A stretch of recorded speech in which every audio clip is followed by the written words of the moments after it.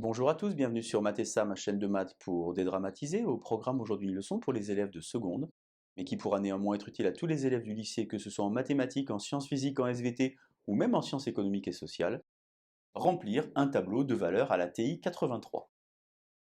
Nous sommes bien évidemment dans le chapitre de seconde qui traite des fonctions numériques. Je vous insère comme d'habitude le lien vers la playlist du chapitre, afin que vous puissiez vérifier vos acquis et vos connaissances. Savez-vous par exemple calculer l'image d'un nombre par une fonction, que cette fonction soit une fonction affine, linéaire, homographique ou même une fonction du second degré? L'objectif finalement aujourd'hui est très simple, on veut donc calculer des images par une fonction. Je vous rappelle cependant que la calculatrice ne s'est pas trouvée par le calcul des antécédents, on va nous simplement s'intéresser aujourd'hui aux images. Je vous insère donc sur la partie droite de l'image une petite vidéo de calculatrice et c'est parti. Alors sur votre calculatrice, la TI 83 Premium CE, il y a différentes touches extrêmement importantes pour faire ce qu'on veut faire aujourd'hui. La première, celle située tout en haut à gauche, f de x, vous permet donc de rentrer l'expression de la fonction que vous allez traiter. Sur la touche juste à côté, attention, elle est écrite en bleu. Il faut donc y accéder en appuyant d'abord sur la touche seconde, seconde def table. Vous allez donc pouvoir définir la table avec les trois premières lignes qui vous intéressent. Début de table, évidemment, à partir de quelle valeur est-ce que vous voulez calculer des images.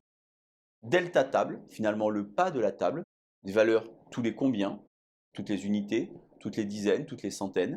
Et enfin, troisième ligne très importante dont je parlerai un petit peu plus tard. Une fois que vous avez réglé votre table, vous allez alors tout à droite, vous appuyez donc toujours sur seconde puisque la touche est écrite en bleu, seconde table, et vous obtenez donc la table des valeurs. Vous avez donc une colonne pour X les antécédents, une colonne pour Y les images. Vous remarquez ici naturellement que ma table est vierge, tout simplement parce que je n'ai pas rentré encore de fonction ici dans ma calculatrice. On va donc d'abord travailler sur un exemple ensemble. Cet exemple est suivant, soit f de x égale 3x carré moins 5x plus 2. J'aimerais bien par exemple trouver l'image de 4. Alors moi je vois beaucoup trop d'élèves qui font la démarche suivante. Ils prennent leur calculatrice sur leur écran d'accueil et ils tapent simplement 3 fois 4 au carré moins 5 fois 4 plus 2. Ils appuient sur Entrée, ils trouvent que l'image de 4 vaut 30 et ils sont extrêmement heureux. Le problème, la question qu'on se pose, c'est qu'est-ce qui va se passer si par hasard on vous demande de remplir comme ceci une table? 2, 3, 4, 5.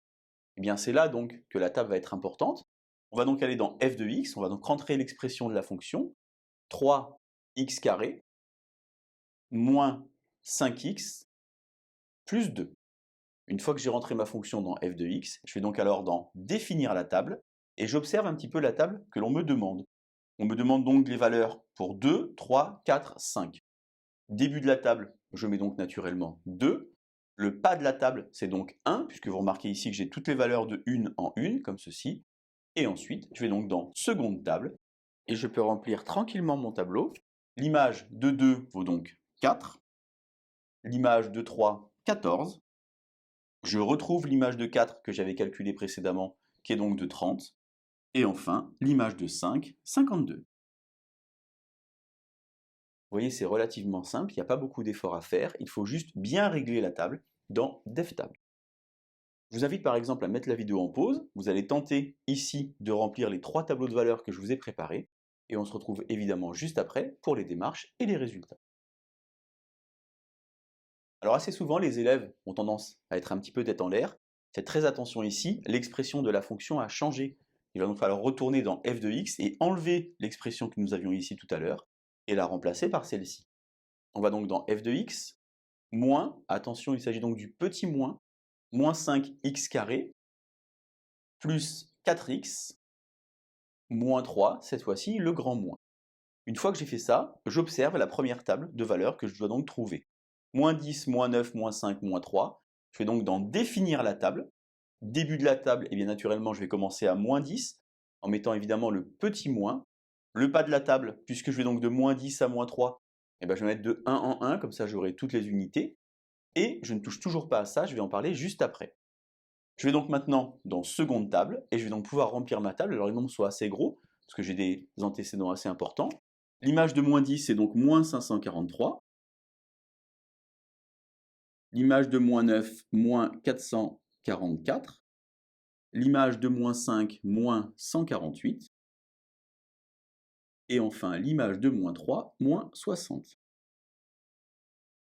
J'ai donc rempli ici ma table de valeurs en partant de -10. Maintenant, deuxième tableau, lorsque j'observe les nombres qui sont ici, 20, racine de 2, 1 cinquième et 50. Ça vous rappelle peut-être le premier chapitre de l'année sur les ensembles de nombres. On a donc ici un nombre qui vit dans le grand R, un irrationnel. Vous avez ici un nombre décimal, 1 cinquième qui vaut finalement 0,2, une dizaine ici et une autre dizaine ici. On retourne donc dans définir la table, et cette fois-ci, ce n'est pas le début de la table qui m'intéresse, mais la troisième ligne, car je vais pouvoir demander à la demande, donc, à la calculatrice de me calculer des valeurs. Je vais donc sur la troisième ligne, je vais sélectionner demande, que je mets en surbrillance, je ne touche pas à la quatrième ligne, et je vais donc alors, seconde table. Ici, une fois que je suis donc dans la table, eh bien, je me rends compte que, de nouveau, mes deux listes sont vierges, et c'est moi qui vais remplir ces listes en choisissant les nombres à remplir. Par exemple, si je rentre 20, eh bien, j'obtiens que l'image de 20, c'est donc moins 1923. Maintenant, je vais rentrer l'image de racine de 2, donc seconde racine carrée, 2, et lorsque j'appuie sur Entrée, eh bien, je me rends compte finalement que dans ma petite case, eh bien, il y a un nombre qui est tronqué, avec des petits pointillés, je ne sais pas trop ce qui se passe. Et lorsque je vais avec les petites flèches sur cette case, eh bien, l'image de racine de 2, c'est donc moins 13 plus 4 racine de 2, qui est donc écrit tout en bas sur ma calculatrice. Maintenant, je m'intéresse à l'image de 1 cinquième. Vous savez que dans la calculatrice, il y a deux façons pour entrer 1 cinquième. Soit vous utilisez la touche fraction, soit vous utilisez la touche diviser. Si par exemple j'utilise la touche diviser, je vais donc faire 1 divisé par 5, et vous observez alors que le résultat va donc être moins 2,4. Si par hasard vous souhaitez avoir le résultat avec des fractions, vous appuyez alors sur les deux petites flèches sur le côté, et la calculatrice en bas vous transforme le résultat écrit sous forme décimale, sous forme fractionnaire. Moins 2,4 se lit donc moins 12 cinquième. Je peux recommencer, mais au lieu de rentrer 1 divisé par 5, je vais utiliser la touche fraction. Donc j'appuie sur fraction, 1 sur 5, et vous voyez alors que la calculatrice me donne directement moins 12 cinquième. Dernier résultat enfin, l'image de 50, donc j'appuie sur 50, et je vais donc faire moins 12 303.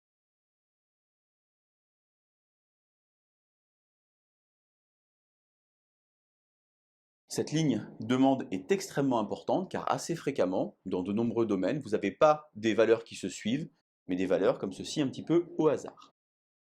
Dernier tableau enfin à remplir, lorsque j'observe le tableau, moins 60, moins 20, 40, 100, j'ai plutôt ici des dizaines. Je vais donc retourner ici dans Def Table.